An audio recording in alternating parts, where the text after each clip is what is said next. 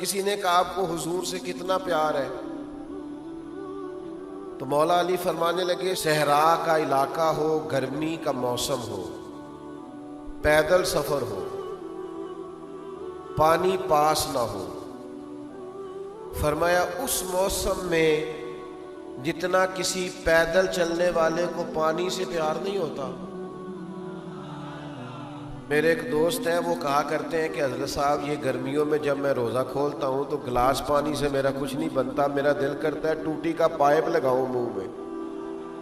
یہ پانی سے جو پیار ہوتا ہے نا، یعنی آپ درجنوں سینکڑوں نعمتیں چون لیں دسترخوان پر جو پانی ہوتا ہے نا اس کے بغیر گزارا نہیں ہوتا۔ مولا علی کی بات تو سمجھے نا، مولا کائنات کیا فرماتے؟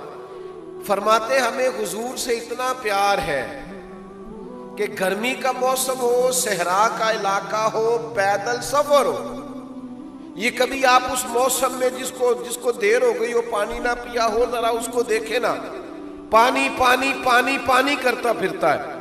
فرمایا جس طرح گرمی کے موسم میں صحرا کے علاقے میں پیدل چلنے والے مسافر کو جتنا پانی سے پیار ہوتا ہے نا، مجھے اس سے بھی بڑھ کر مدینے والے محبوب سے پیار ہے۔ یہ کیفیت آپ سمجھیں، اس ذوق کو آپ سمجھیں۔ محبت کا پورا جب تک ذائقہ نصیب نہیں ہوتا، پورا شوق نصیب، میں آپ کی خدمت میں عرض کروں، محبت بہرحال کسی نہ کسی شے سے ہونی تو ہے۔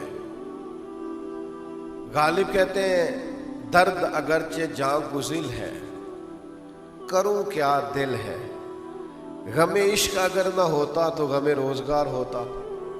چلو اگر عشق کا غم نہ لگاؤ گے تو روٹی کا غم لگ جائے گا، غم تو کوئی نہ کوئی لگنا ہی ہے، تو بہتر نہیں محبت رسول کا غم پالا جائے، عشق رسول کا غم پالا جائے، حضور کے پیار کا، نبی پاک کی محبت کا ذائقہ اپنی طبیعت میں پیدا کیا جائے، یہ بہتر نہیں؟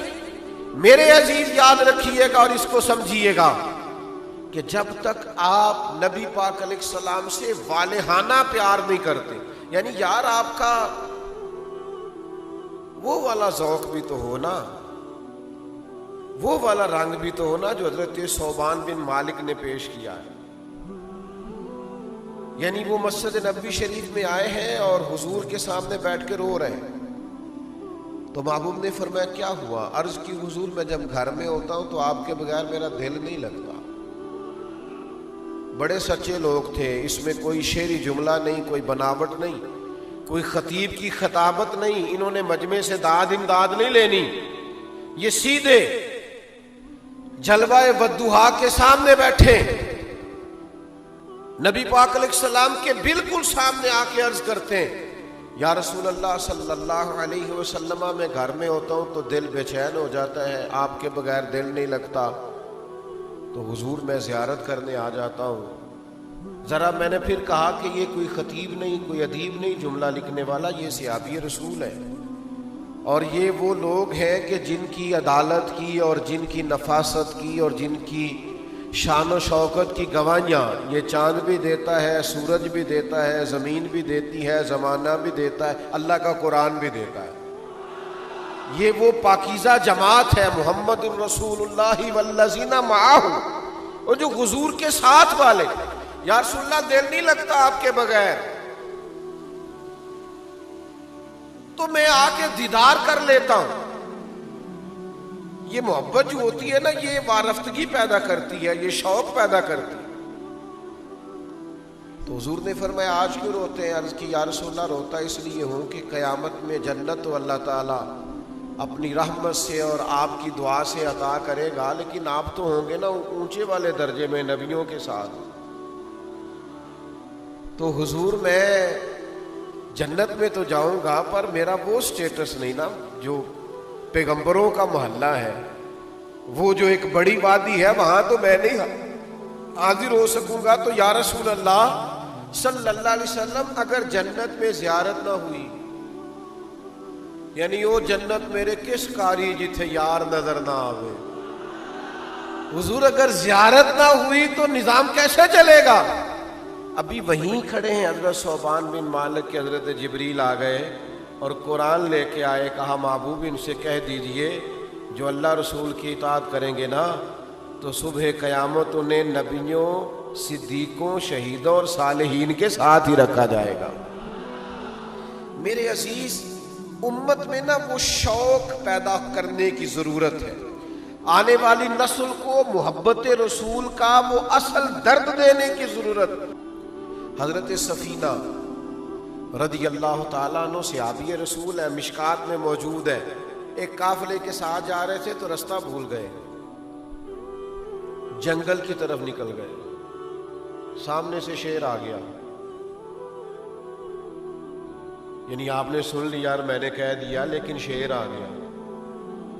یہاں شیر کی بات نہیں، ابھی مجمع میں چوہا بھی آ جائے نا تو لگ پتہ جائے گا کہ آ گیا ہے. بلی بھی آ جائے تو پتہ چل جاتا ہے کہ بلی آ گئی ہے. بکھرنے لگتے لوگ، اور شیر ہی آ گیا اور بالکل سامنے کھڑا ہو گیا. تو حضرت سفینہ گھبرائے نہیں، کوئی اور بات نہیں کی. شیر کی طرف دیکھ کے کہنے لگے پتہ ہے میں کون ہوں؟ پھر خود ہی فرمانے لگے میں رسول پاک کا غلام ہوں، میں نبی پاک کا غلام ہوں، حضور کا غلام. اس لیے کہ باقی سارے تعارف اب چھوڑ دیے ہیں. وہ برادریوں پہ ناز کرنا، وہ قبیلوں پہ ناز کرنا، وہ اپنی تعلیم پہ ناز کرنا، وہ اپنے مال پہ ناز کرنا، وہ اپنے علاقے پہ ناز کرنا، یہ چھوڑ دیا ہے. اپنی ملت پر قیاس اقوام مغرب سے نہ کر. خاص ہے ترکیب میں قوم رسول ہاشمی.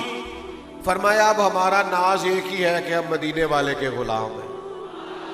اب ہماری یہی برادری، یہی قبیلہ، یہی تعارف، یہی ہماری شناسائی کا علامتی نشان ہے کہ حضور کے غلام ہیں. اور ہزاروں قومیں وجود میں آئیں دہر میں خشک اور تر کے رشتے سے، پر ہم نے بنیاد دوستی رکھی یاد خیر البشر کے رشتے سے. نبی پاک صلی اللہ تعالی علیہ وسلم کے صحابی کہنے لگے میں حضور کا غلام ہوں.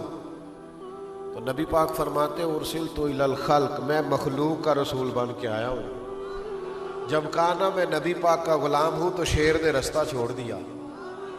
یہ غلامی رسول، یہ عشق رسول وہ تعارف ہے کہ بڑے بڑے خون خار درندے بھی رستہ چھوڑ جاتے ہیں اور پیچھے ہٹ جاؤ، کوئی عام نہیں آ رہا، مدینے والے کا غلام آ رہا.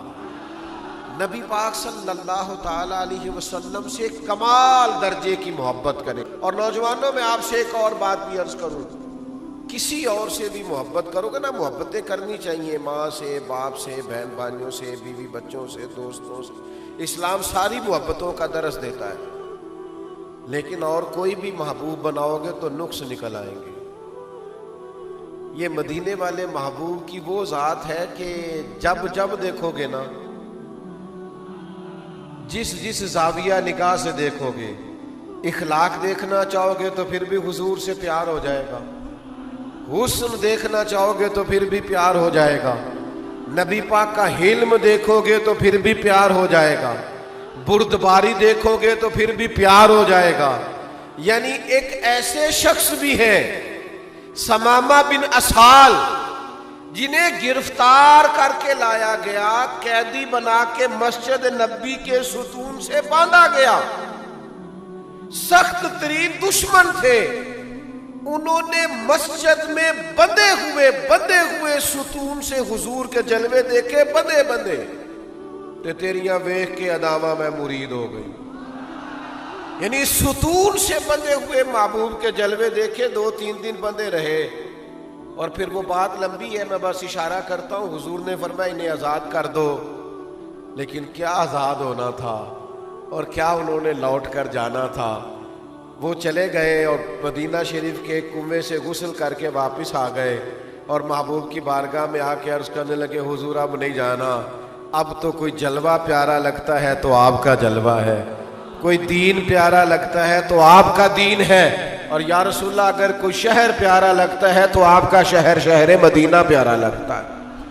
تو حضور کو جس زاویے سے کسی نے دیکھا،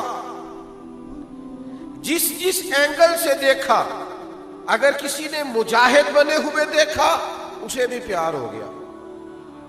یہ کیسے مجاہد ہے کہ جو اپنے مخالفین میں سے کچھ لوگوں کو قیدی بنا کے لاتے ہیں تو اپنے غلاموں کو تلقین کرتے ہیں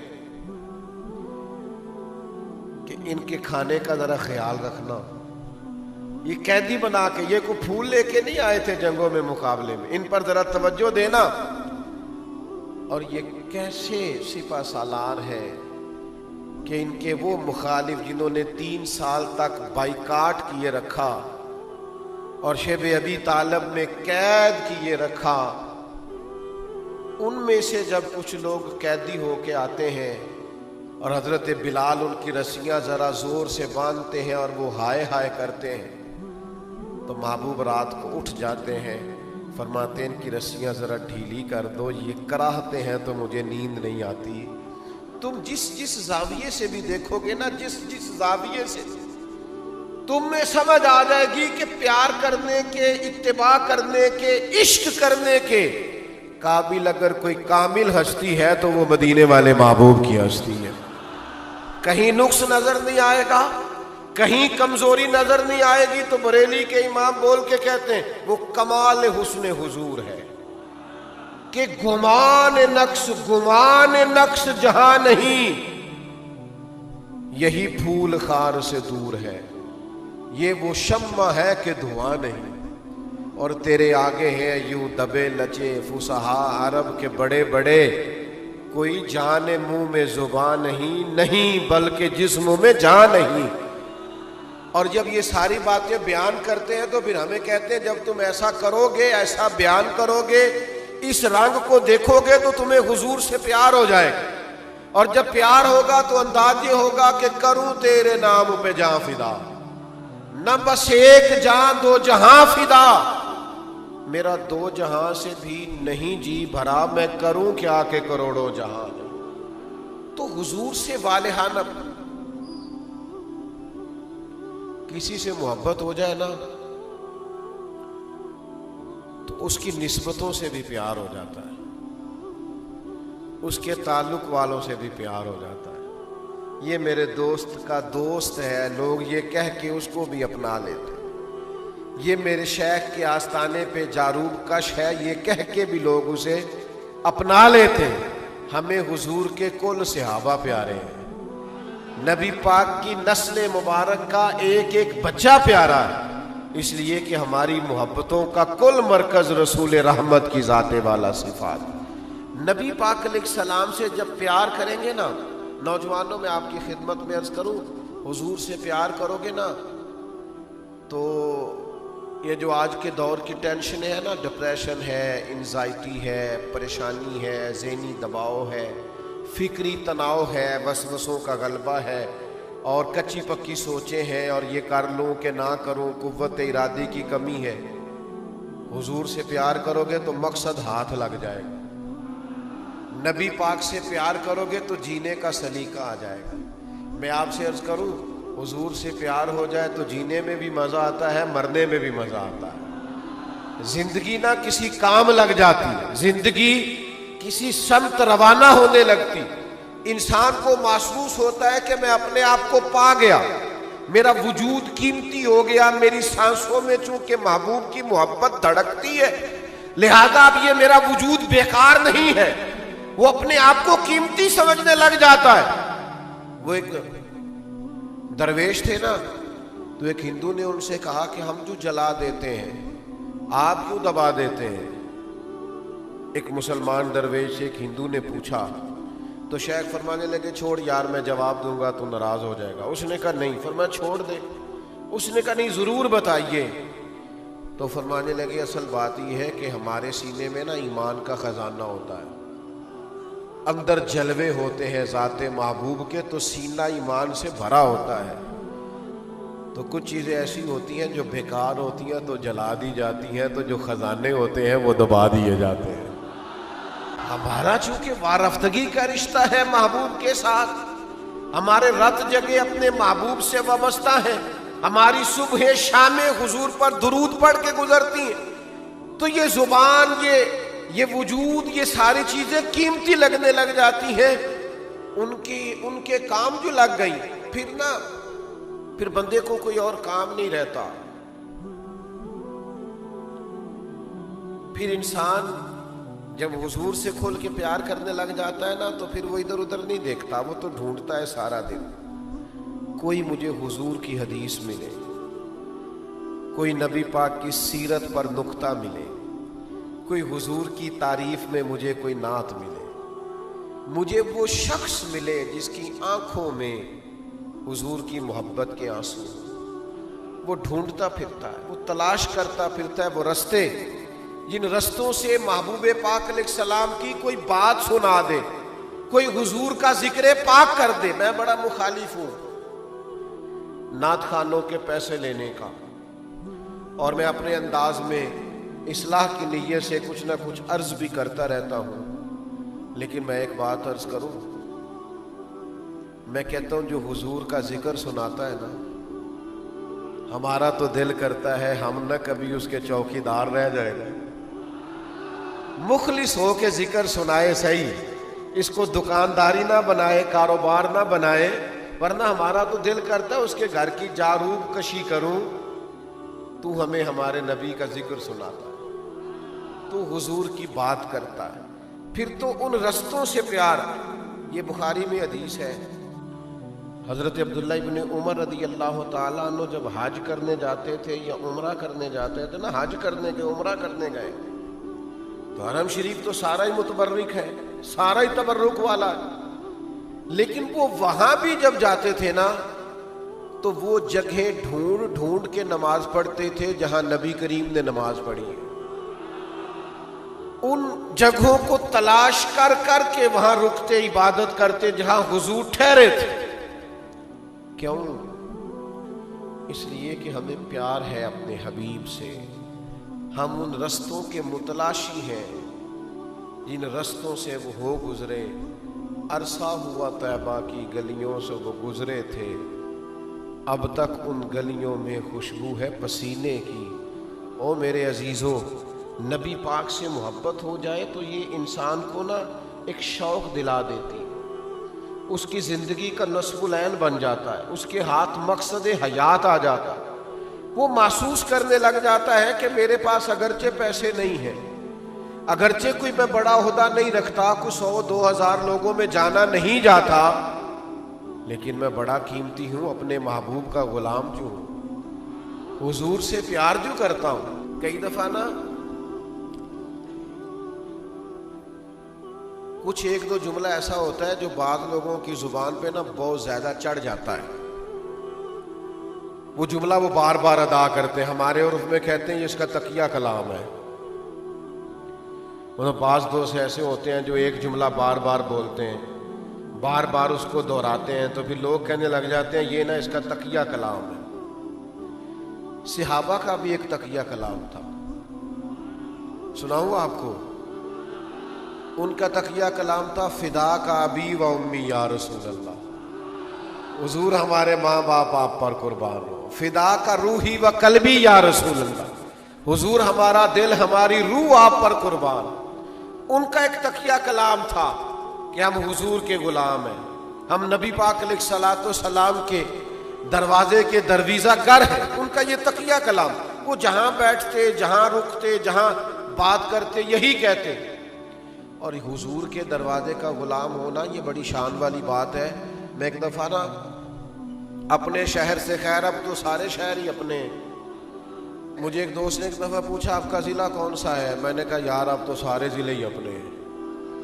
میں بلبل خوش لہجہ گلزار نبی ہوں، میٹھی میری باتیں ہیں نمک خار نبی ہوں. اور کسی شاعر نے کہا تھا تجھ پہ صدقے تیرے محبوب پہ قربان رہے، ہم تو جس گھر میں رہے مولا تیرے ہی مہمان رہے.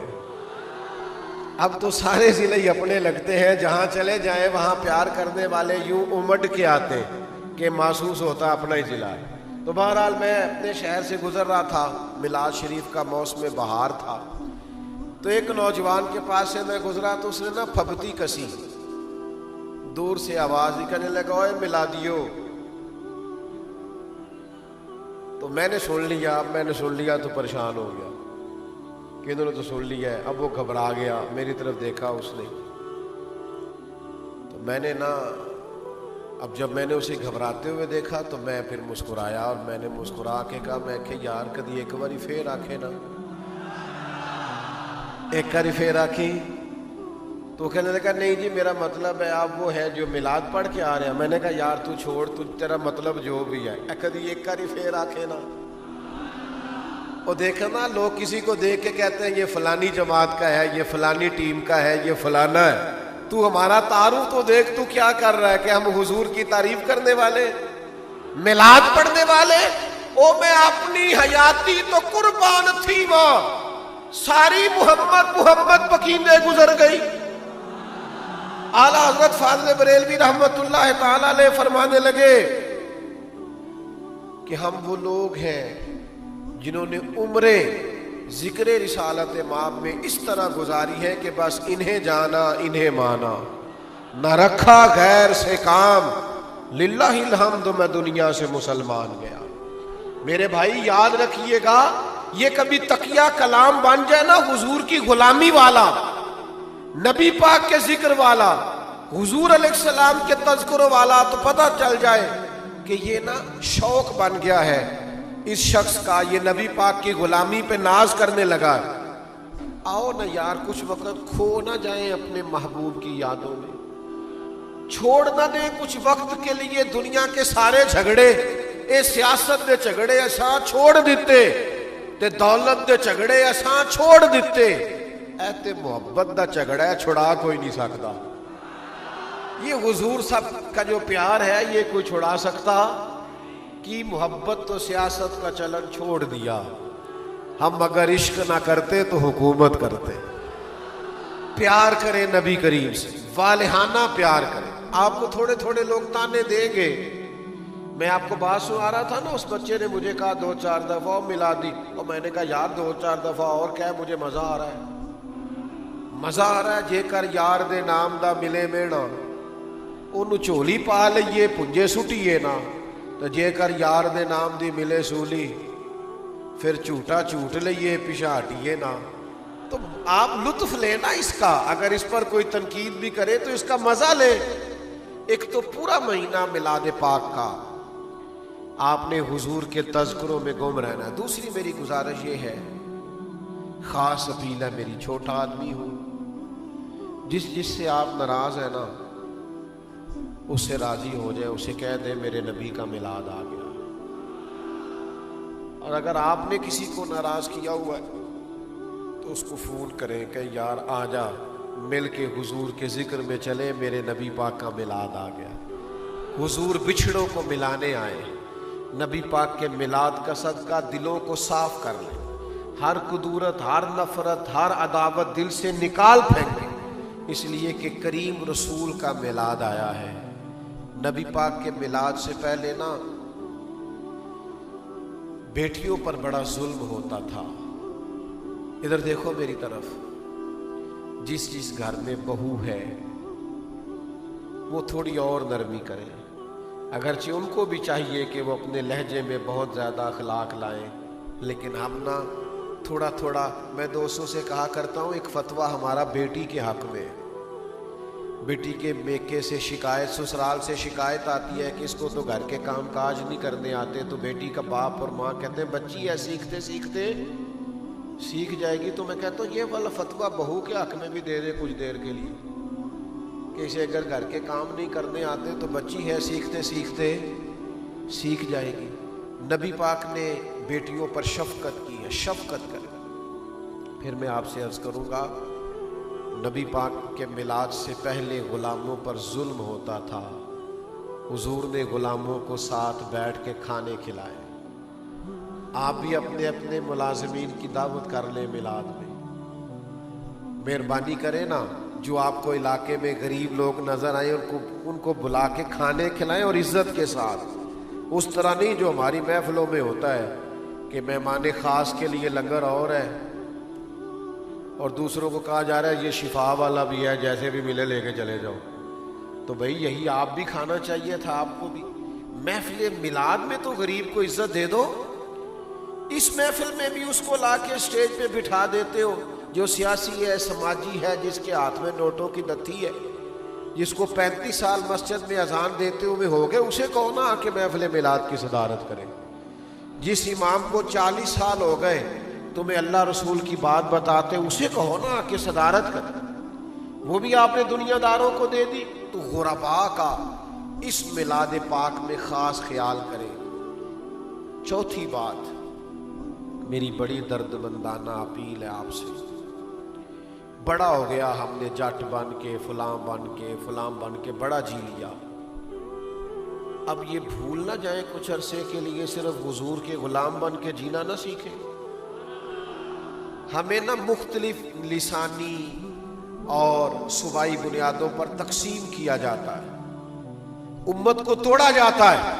آؤ رسول رحمت علیہ السلام کے میلاد پاک پر جمع اور اس طرح کا ماحول بنائے کہ ہمارا بڑا تعارف یہ ہے کہ ہم حضور کے غلام ہیں۔ آپ نے نماز نہیں چھوڑنی، کیوں کہ حضور نے فرمایا نماز میری آنکھوں کی ٹھنڈک ہے، نماز پڑھ کے بھی میلاد منانا ہے۔ حضور سید عالم علیہ السلام کی اس بات پر بھی توجہ کرنا۔ اور میری آپ سے 5ویں گزارش یہ ہے، جس کو آپ دینی نسبت رکھنے والا آدمی سمجھتے ہیں نا، وہ دینی عالم ہے یا طالب علم ہے یا کسی مسجد کا خادم ہے یا کچھ نہیں، حضور کی سنت ہی رکھی ہوئی ہے سفید داڑھی، اسے نسبت مصطفیٰ کی وجہ سے احترام دیں، اکرام کریں، اس سے بھی دلوں میں شوق محبت پیدا ہوگا۔ اور میری آخری گزارش بڑے درد کے ساتھ آپ کے لیے یہ ہے کہ تھوڑا تھوڑا ایثار کریں دوسروں کے لیے، حرص سے، ہوس سے، لالچ سے، خود نمائی سے اپنے آپ کو بچائیں۔ کوشش کریں جس حد تک دوسروں کے لیے قربانی دے سکتے ہیں، گنجائش پیدا کر سکتے ہیں، وہ گنجائش اپنی زندگی میں پیدا کریں۔ یہ اللہ کے حبیب کے دیے ہوئے ہمارے لیے بڑے بہترین نسخے ہیں۔ دعا کرتا ہوں جو کہہ سکا ہوں اللہ قبول فرمائے۔